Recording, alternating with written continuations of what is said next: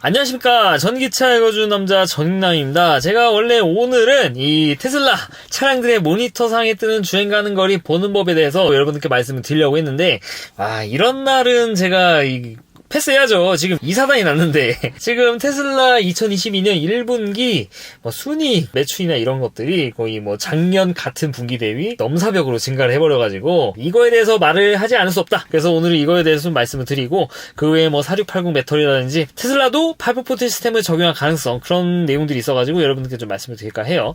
먼저 어제 어닝 서프라이즈, 이거야말로 진짜 서프라이즈지.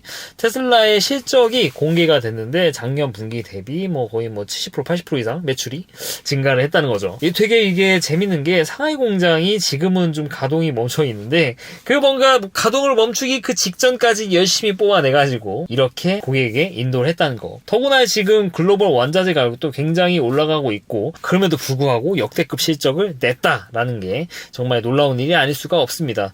숫자로 말씀드리면은 주당 수익이 3.22달러? 이 같은 분기 대비 몇 프로가 늘어난 거예요, 진짜. 게다가 이거 순이익을 보니까 우리나라 원화로 따지면은 4.1조 정도 된다고 하는데, 전기차만 팔아서도 다른 내연차 제조사 어지간한 데는 그냥 전부 다 뺨따구로 후리는 수준이라고 볼 수 있죠. 이런 거 보면은 참 대단하지 않을 수 없다. 네, 물론 글로벌 전체 판매량 N수로 따지면은 현대, 기아, 이게 훨씬 테슬라를 넘사벽으로 잡긴 합니다만, 이 대당 마진이 테슬라가 워낙 넘사다 보니까 이번 자동차 부문 같은 경우에는 이 순이익이 마진이 32%? 그 정도 나온다 하니까 32.9%, 이게 말이 되는 수준인가? 제조업에서? 참, 사실 제가 다니는 회사도 순이익이 되게 잘 나오거든요. 특히 제가 담당하고 있는 거기도 그 마진 25% 이런 거 나온 거고, 야, 바이오에 이런 회사가 있구나, 이런 것도 되게 놀라운 건데, 제조업에서 32.9%. 이게 말이 되는 수준인가? 네, 물론 이거를 보고도 까시는 분도 있어요. 야, 테슬라, 이거 테슬라 사람들 호객 아니냐? 네, 근데 여러분들 생각해보면요, 테슬라 가격이 이제는 진짜 어지간한 프리미엄 브랜드보다 비싼 차가 됐습니다.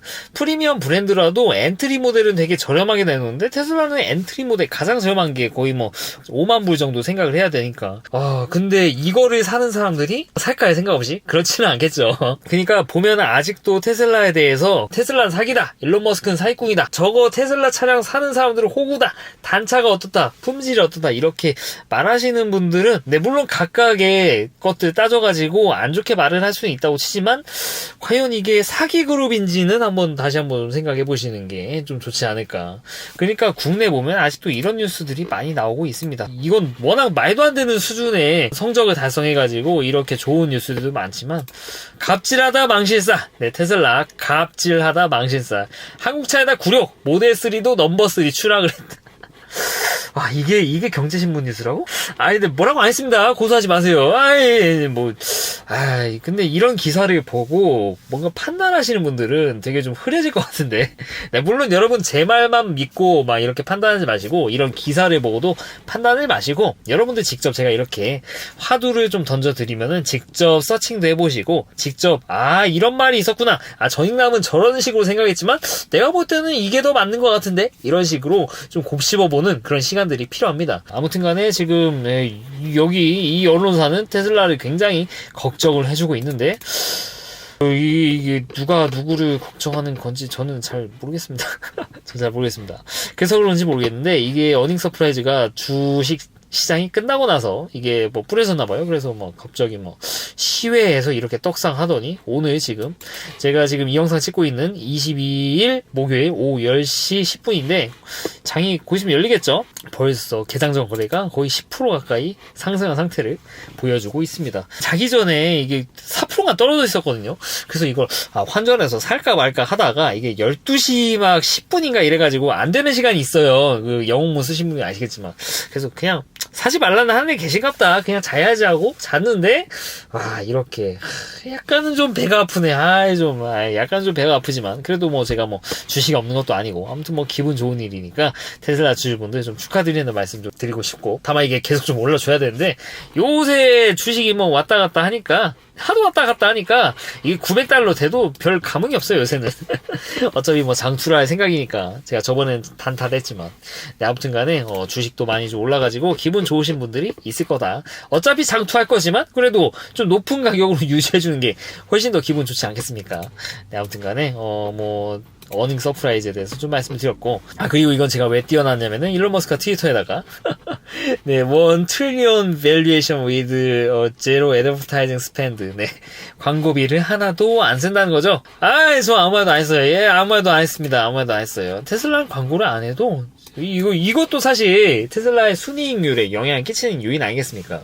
다른 제조사들은 뭐 열심히 뭐 언론사에도 이거 하고 유튜브에도 열리게 하고 어디 신문사, 방송사에 열심히 마케팅하고 사람들 불러가지고 행사도 많이 하고 인플루언서들한테 막 이런 것도 하고. 근데 테슬라는 그런 걸 안 하죠. 별 생각이 없는 거죠. 근데 그렇게 안 해도 사람들이 다 알아서 광고를 해주지 않습니까?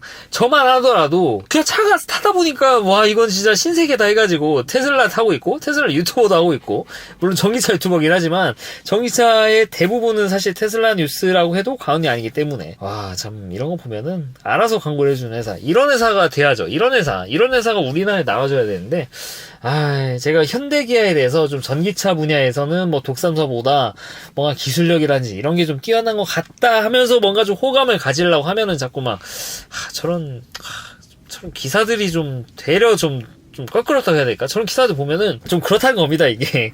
굳이 저렇게 안 해도 뭐, 이게 차를 잘 만들게 되면은 입소문 이렇게 타가지고 서로 좋다 이렇게 말해줄 건데, 좀 보기 참 그런 것들이 나오니까 참 그렇다는 거죠. 네, 이 트위터는 어떤 분이 이거 뭐, 사실 좀 된 거예요. 이게 2월이죠? 미국 같은 경우에는 그 슈퍼볼 해가지고, 그때 폴스타가 광고를 제대로 때렸었던 적이 있었습니다. 이거에 대해서 좀 말을 했었는데, 테슬라, 네, 그로스, 이 주문량이죠. 주문량인데, 이때도 충분히 가격이 인상됐을 때예요. 2월이죠. 2월 14일에 갑자기 이렇게 떡상했다는 거죠. 슈퍼볼 이후에. 이게 볼이 아니더라고. 볼이었습니다. 저도 여기서 이번에 좀 처음 하게 된 건데, 그 미국 사람들 막 보는 거 있지 않습니까? 엄청 뭐 거의 뭐 사람들이 모여가지고 TV 보면서 와 막 하는 거. 테슬라 광고를 안 했는데 왜 이렇게 올라갔을까? 이때 폴스타가 광고를 했거든요. 근데 테슬라가 올랐어. 왜 그럴까? 내 생각을 해보면은 폴스타 광고를 했는데 사람들이 와 이게 바로 전기차구나. 야 폴스타? 볼보의 브랜드? 와 전기차 브랜드 아주 대단해요. 전기차 관심 있어. 전기차 찾아보니까 테슬라가 답이네? 테슬라 사야겠다. 네, 그러니까 폴스타 광고를 했는데 사람들이 테슬라를 산다는 거죠. 이거에 대해서 일론 머스크, 우리는 광고 하나도 안 해도 알아서 이렇게 한다. 이런 회사가 우리나라에 나와줘야 되는데 진짜 어떻게 이런 회사는 미국에만 나옵니까? 아이폰이나 테슬라나 참 영어 공부 열심히 하겠어. 진짜 영어 공부 해야지. 제가 출퇴근 영어 공부하는데 진짜 영어 공부 열심히 하겠어요. 참 미국은 참 대단한 회사 같습니다. 이런 거 보면 참 부럽기도 하고 약간 좀 씁쓸하기도 하지만 또 뭐 주주니까 또 기분이 좋기도 하지만 참 기분이 멜랑콜리하네요. 네, 오늘은 테슬라 라티에서 거의 뭐 기사를 다 가져오다시피 했는데 좀 유익한 뉴스들이 좀 많이 있네요. 네, 여기 뭐 컨퍼런스에서 얘기한 내용들이 또 한 가지가 있는 게 뭐 테슬라 판매량 1분기 판매량 중에 거의 절반이 다 리튬 인산철 배터리가 탑재된 차량이었다는 거죠. 하도 수없이 말씀드려가지고 뭐 다 하신 내용이겠지만 다시 한번 좀 곱씹어 드리자면은 테슬라 같은 경우에는 이 배터리의 종류를 굉장히 다양화 시켜가지고 리튬 인산철 배터리 여기는 하나가 있고, 그리고 이제 NC의 배터리 중에서는 2170 배터리, 1860 배터리, 여기에 이번에 추가된 4680 배터리, 이렇게 세 가지를 돌리고 있죠. 이렇게 돌리게 되면은 장점이 뭐가 있냐? 예를 들어 뭐 브랜드처럼 NCA 배터리 하이니켈만 가지고 모든 전기차에 적용하게 되면은 만약에 니켈 값이 막 떡상해버려. 코발트 구하기도 어려워. 좀 막 윤리 문제도 좀 이런 것도 있고 해가지고 비싸요. 이걸 구해서 전기차를 만들어야 되는데 여기 배터리가 비싸지 않습니까? 그러면은 이거 어떡합니까? 이 소스가 NCA 배터리만 쓰고 있는데 뭐 어떻게 안 되지 않습니까? 근데 테슬라는 이거를 나눠놨다는 거죠. 리튬이온 배터리 나눠놨어. 리튬이온 배터리는 니켈이라든지 코발트가 프리지 않습니까? 그래서 이거 생산 이거 되게 저가형입니다. 물론 배터리 밀도가 떨어지지만 어차피 리튬이온 배터리가 들어가는 차는 저가형의 차량이죠. 상대적으로 저가형의 차량이기 때문에 크게 그렇게 영향을 받지 않아요. 그래서 이번에도 테슬라 차량이 가격 인상했는데 리튬 인산철 배터리가 들어가는 모델 3 RWD 모델은 가격을 그대로 뒀어요. 그러니까 이렇게 뭔가 니켈 값이 고공행진하는 때에는 상대적으로 리튬 인산철 배터리 탑재한 차량들을 많이 생산하고 좀 더 빨리 뿌려주게 되면은 이게 어느 정도 상쇄가 된다는 거죠. 거기에다가 NC의 배터리 안에서도 각 폼팩터별로 18650, 2170, 4680 이렇게 나눠놨으니 와 이것마저도 2170 배터리가 파나소닉에서 생산한 게 딸려? 그래도 여기 백업으로 할 수 있는 4680 사실 백업의 개념이라기 보다는 좀 다양하게 생산하는 거라고 보시면 될 것 같은데 아무튼 간에 그래서 이런 걸 보면은 테슬라가 이 단순히 똑같은 배터리를 싹 쓴 것뿐만 아니라 다양한 폼팩터를 이렇게 만들어내는 거 굉장히 잘하고 있는 거고 그로 인해 효과가 1분기에 나타났다고 볼 수도 있겠죠. 거의 절반을 리튬 인산철 배터리 탑재한 차량으로 팔았으니까. 참고로 리튬 인산철 배터리 탑재한 차량은 현재로서는 모델 3 RWD 모델이고 우리나라에 인증받은 게 403km입니다. 이거 5,400만원 일대 예약하신 분들 그때는 스탠다드 렌지 플러스였죠. 이때 예약하신 분들은 5,500만원 이하이니까 이때 5,400에 예약하신 분들은 지금에 가져와도 올해 이거를 사간다 하더라도 보조금을 100% 받을 수 있게 됐습니다. 그래서 이거에 대해서 제가 영상을 올려드렸고 이거는 무조건 받으세요. 5,400에 예약하신 분들 무조건 받으시고 타고 다니세요. 리튬 인산철 배터리 탑재한 차량들은 100%까지 완충하는 게 뭐 권장이 되고요. 그 다음 나와 있는 내용이 이제 기가 텍사스에서 이 4680뿐만 아니라 2170 세리를 탑재한 차량들도 이제 생산을 하겠다라는 계획을 가지고 있다고 밝혀졌죠. 현재 기가 텍사스에서는 모델 Y 스탠다드 렌지 AWD 모델 듀얼 모다 차량이 지금 생산이 되고 있죠. 기가 상하이라든지 프리모트 공장처럼 엄청난 생산력을 가지고 있지 않아요. 현재로서는 계획을 보니까 올해 한 6, 7만 대 정도가 좀 목표인 것 같아요. 사실 이 정도만 되더라도 뭐 큰 역할을 하는 거죠. 근데 여기서 나온 게 4680 탑재한 AWD 모델뿐만 아니라 2170을 탑재한 차량들도 같이 생산하겠다라는 그런 뉴스가 나왔습니다. 2170세 탑재된 차량 같은 경우에는 구조 배터리가 적용된 차 같지는 않습니다. 여기도 나와 있는 내용이기는 한데 Non-Structural Pack이라고 나오죠. with 2170 셀. 네, 물론 이거는 나와야 알아요. 구조 배터리를 또 2170에 적용해가지고 생산을 할지 이거는 정말 나와보기 전 모르겠는데 일단 이 기사에 나와 있는 바로는 2170 구조 배터리가 아닌 걸로 현재 모델 Y 롱레인지 이상급에 들어와 있는 그 구조의 모델 Y도 생산하려는 것 같다라는 그런 뉘앙스로 보입니다. 이렇게 되면은 모델 Y 롱레인지가 좀 더 많이 생산이 되겠죠. 지금 모델 Y 롱레인지 주문하면은 미국 기준으로 말씀드렸지만 내년 넘어갑니다. 19인치 기준으로 20인치로 해야 올해 10월 이쯤 받게 되는데 기가 텍사스에서도 만들어가지고 이거를 백업을 해주게 되면은 좀 더 많은 생산량을 만들 수가 있겠죠. 그래서 이런 내용들이 있어가지고 좀 여러분들께 좀 공유를 드렸고 그리고 뭐 4680 이야기가 나와가지고 4680에 대해서 뭐 이렇게 댓글로 물어보시는 분들이 계세요. 이게 뭐 열관리 때문에 그런 것도 있다. 테슬라에서 공식적으로 4680 배터리를 씀으로써 열관리에 좀 뭔가 문제가 있다라고 밝힌 바가 전혀 없어요. 이게 왜 이런 이야기가 나왔는지 좀 생각을 해보니까 아마 이제 모델 S 플래드 때문인 것 같아요. 모델 S 플래드가 18650을 그대로 유지하는 이유가 결국에는 열관리 때문이었다. 2170 쓴 것도 아니고 18650 쓴 이유가. 그래서 뚱뚱한 4680은 열관리를 하는데 좀 더 어렵지 않을까 이런 식으로 좀 생각을 많이 하셨던 것 같아요. 하지만 4680 배터리 같은 경우에는 뭐 템리스 구조 같은 것들도 좀 들어가게 돼 있어가지고 그리고 열관리를 하는 데에 대해서 좀 이점이 있는 부분들이 좀 굉장히 많습니다. 이거에 대해서 제가 좀 공학적인 접근으로 자세히 설명은 못 드려요. 설명을 드릴 수는 있지만 틀린 얘기를 말씀드릴 수도 있으니까 차라리 좀 참조할 만한 유튜브를 좀 말씀드리는 게 더 좋지 않을까 싶은데 여기 사이트 보시면은 언더스탠딩 뉴스니이다라는 사이트가 있는데 여기 들어가시면은 포스코 연구원 분께서 되게 길게 말씀해주고 계세요. 제가 이거 보면서 와, 좀 거의 뭐 세미나 듣듯이 그렇게 봤는데 와, 포스코 연구원 대단한 곳이라는 생각이 들더라고요. 이거 한번 쭉 한번 정말 공부하듯이 피게 하면서 보시면은 정말 제대로 이해를 하실 수 있을 거라 생각을 해요. 기존은 뭐 펴가지고 이렇게도 하는데 4680이 이렇게 가고 이런 일에서 발열 같은 거라든지 이런 것도 다 잡아낼 수 있고 효율도 좋아지고 수명도 늘어나고 템리스 배터리 이런 게 바로 템리스다라는 내용을 여기서 자세히 설명해 주니까 그냥 그냥 이거 강의 한 편 보시길 추천을 드립니다. 아무튼 간에 이거 뭐 두꺼워가지고 열 관리를 못해서 여기에 들어간다라기보다는 아무래도 이게 기가 텍사스가 좀 새로운 공장이고 구조 배터리로 나오게 된 4680이니까 좀 이거를 좀 생산하는데 기존의 차량하고는 좀 어떻게 보면 좀 방식이 다르잖아요. 이게 안정화되고 나서는 굉장히 빠르게 저비용으로 생산할 수 있겠지만 그래서 그런 안정화까지의 시간이 좀 걸리기 때문에 좀 이런 게 아닌가 그런 생각이 들기도 합니다. 이거는 정말 지극히 제 생각이에요.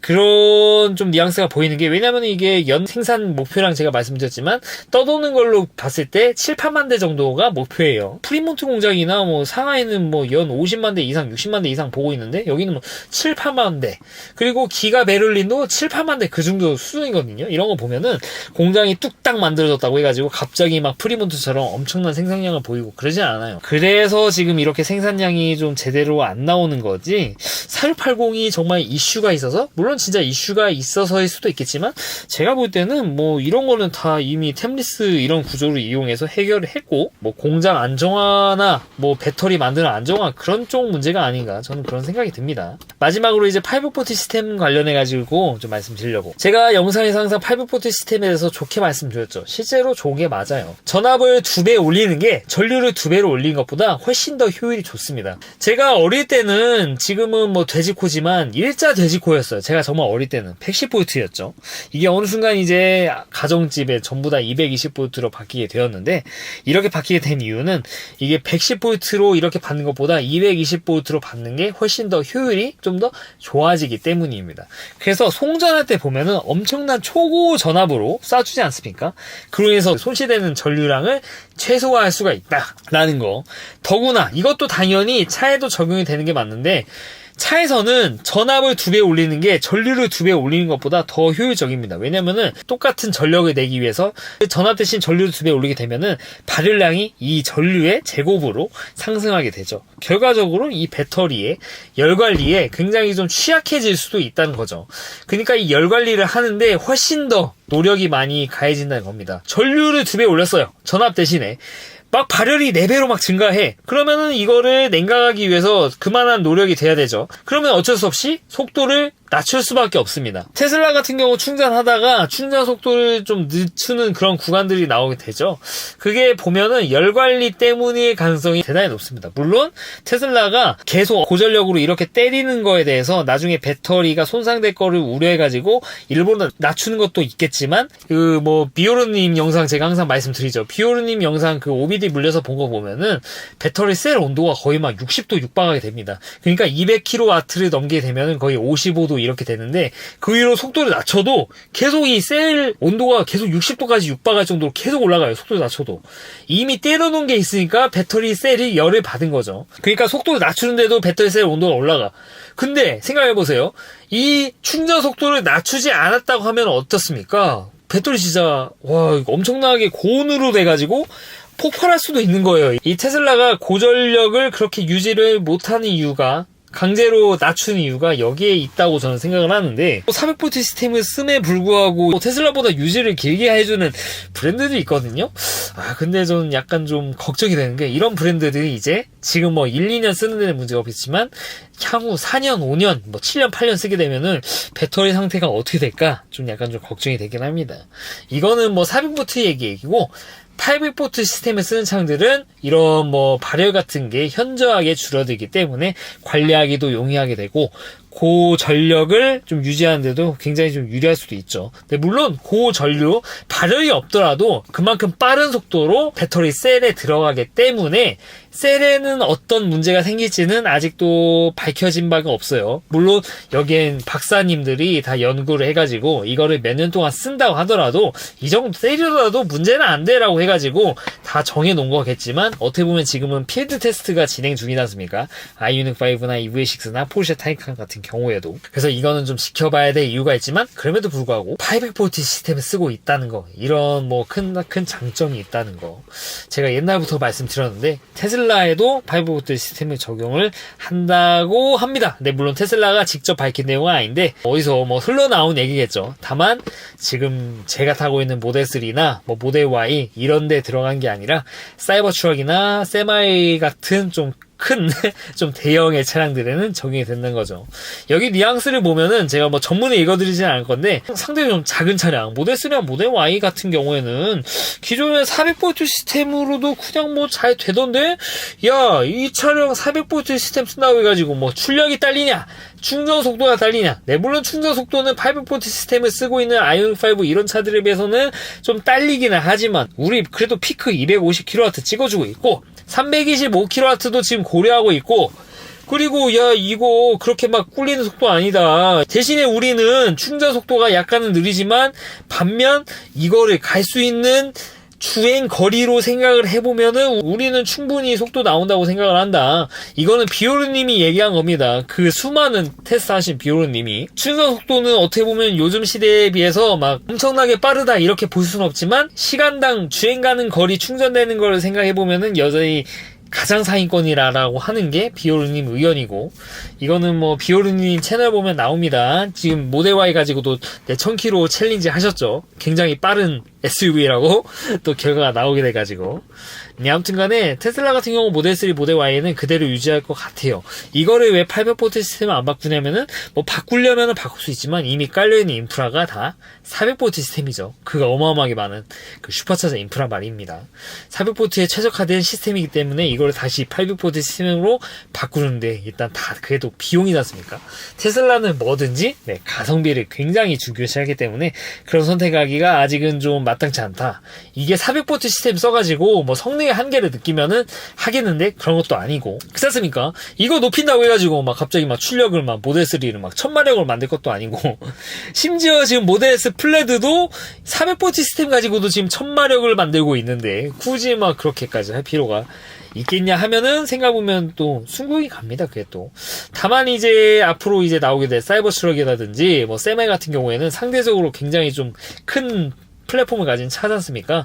이거 같은 경우는 배터리도 그만큼 많이 들어가게 될 건데 이거를 제대로 충전을 해주기 위해서는 800V 시스템을 쓰게 되지 않을까. 그 차는 좀 적용해주지 않을까.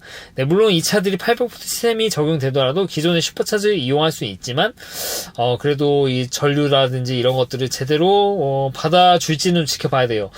그러니까 800V 시스템을 쓰면서 전류까지도 기존에 받을 수 있는 그 정도까지 다 받을 수 있게 그렇게 설계를 하면은 당연히 문제는 없겠지만 800V를 올리는 대신 최대로 받을 수 있는 전류를 낮추면은 또 이야기가 달라지게 되죠. 아무튼 간에 큰 차에 대해서는 800V 시스템을 쓸 의향이 있다라고 좀 그런 기사들이 나와가지고 여러분께 좀 소개를 드렸습니다.